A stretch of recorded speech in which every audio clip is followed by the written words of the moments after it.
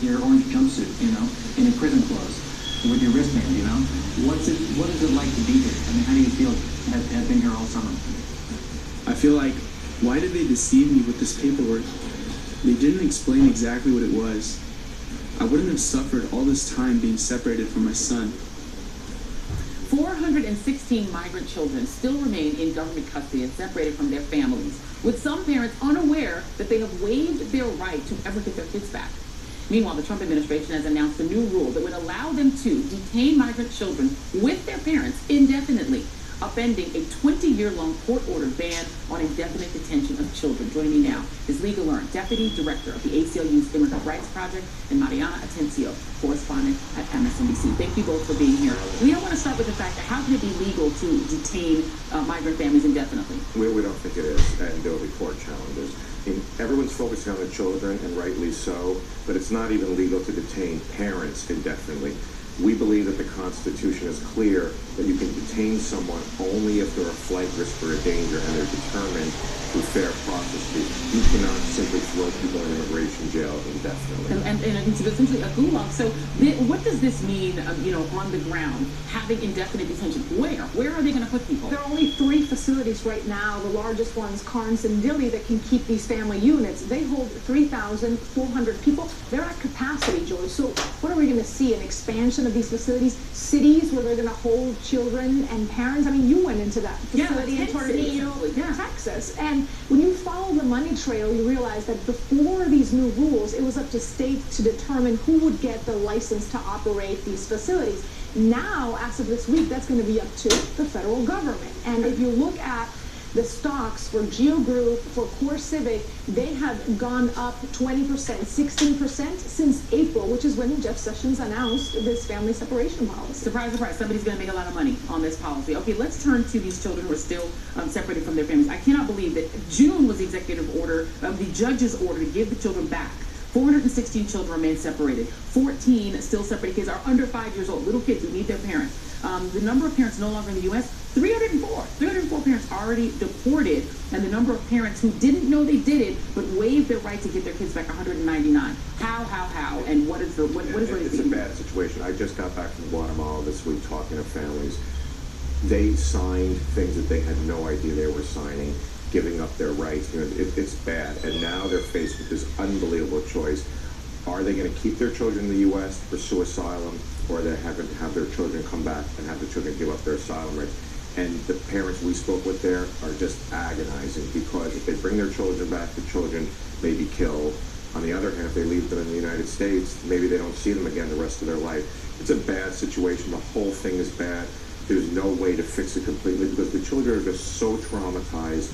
I mean, the families, these children are never going to be right again. Yeah, we've seen the videos of even with reunion, the children not wanting to go to their moms. Joy, they push their parents away, some of them, because they're like, you abandoned me. It's hard for a child to understand that. I spoke with a mom in Houston who's still fighting to get her 2 boys back, and she says that when she speaks with them on the phone, they ask her, you said tomorrow, you said the day after, where are you? Why are you not trying hard enough? It's almost like a plot out of The Handmaid's Tale. Yeah, absolutely. And as a parent, I'm telling you, that's what kids will do. They will immediately think, well, why don't you come and get me? And the you think your trauma parents are powerful. and even the tension with their families, which is what we're going to see if these new rules are put in place. Yeah. You cannot underestimate what that does to a child as well. Many of them that were held with their parents still have a tough time verbalizing. Yeah. I've had to stop interviews cold because they have a tough time describing the Mylar blankets, the cages, the having people speak to them in a language they don't understand.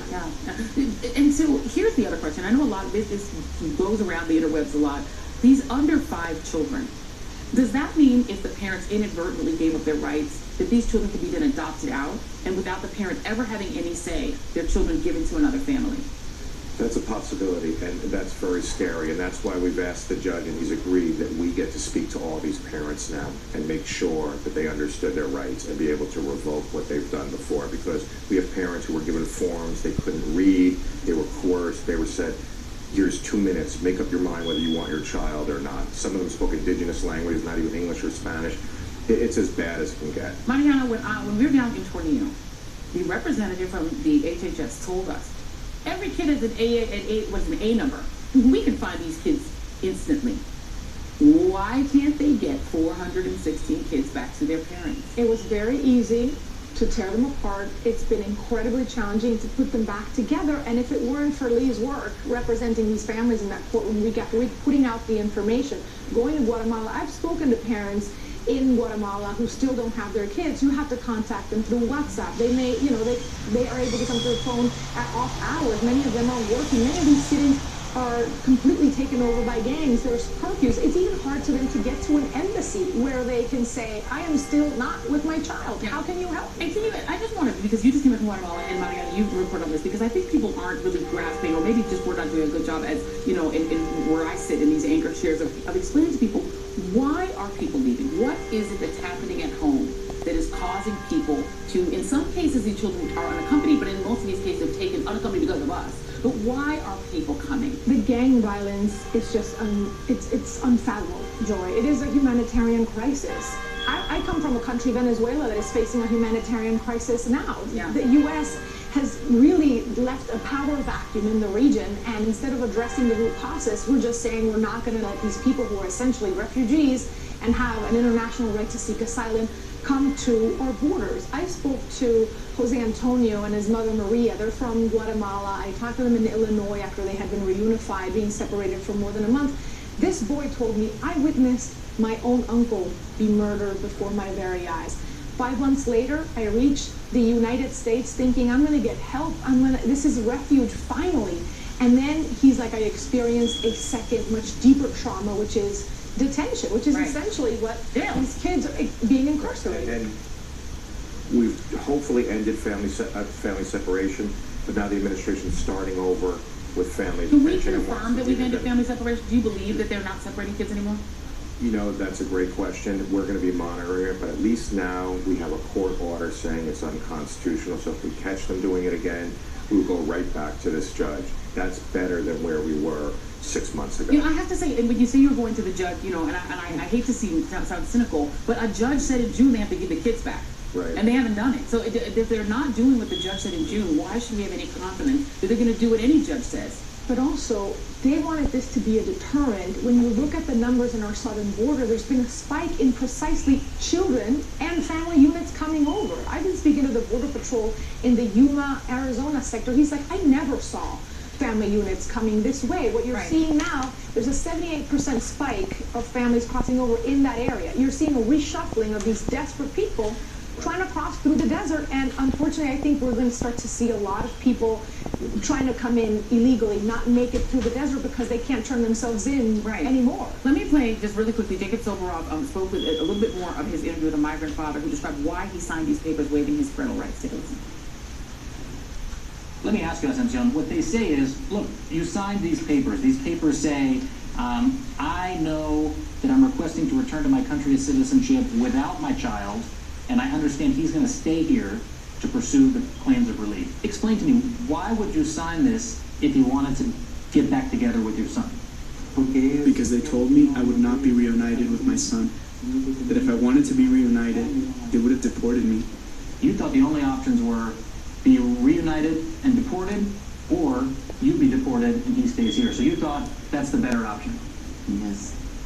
Is that considered fraud? If you lie to people to get them to sign deportation orders on themselves, saying you'll get your child back if you do it, is there legal recourse for somebody who's tricked in that way? We will be going back to the judge. That's one of the reasons I went to Guatemala, to talk to these families, to understand what were the circumstances surrounding.